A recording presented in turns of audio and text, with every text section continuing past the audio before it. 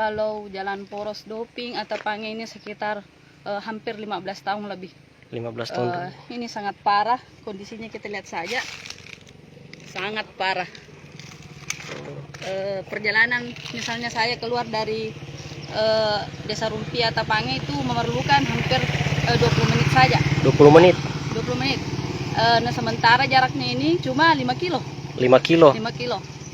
Berapa meter ini Bu rusaknya atau kilo? Kalau dari Desa Rumpia Jalan Poros Doping itu sekitar hampir 7 kilo yang masih rusak parah. Hampir 7 kilo yang rusak parah Bu. Sangat rusak parah itu. 15 tahun ini tidak pernah diperbaiki. Masih diperbaiki tapi sekadar grader. Iya. Tidak pernah diperbaiki secara misalnya merata.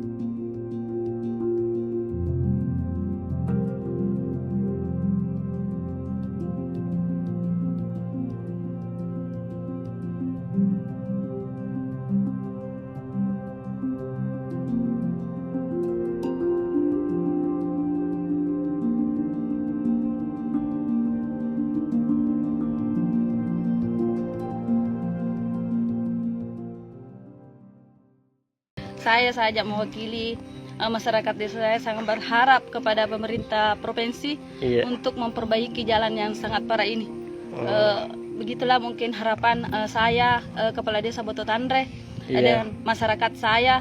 Semoga pemerintah provinsi mengharapkan untuk memperbaiki jalan ini. Karena kami ini sangat memerlukan jalan yang bagus, apalagi daerah Jalan Poros Doping ini adalah jalan di mana untuk peningkatan pertanian. Sekitar kalau misalnya musim panen itu hampir 300-400 ini trek melewati ini. Iya. Jadi supaya segera diperbaiki ya Bu ya. Sangat. Ini seperti yang viral ini 10 gelombang kiri, 10 gelombang kanan, seperti juga jalanan ini. Kalau misalnya Anda tidak merasakan, cobalah kita jalan-jalan ke Jalan Poros Doping atau Pange.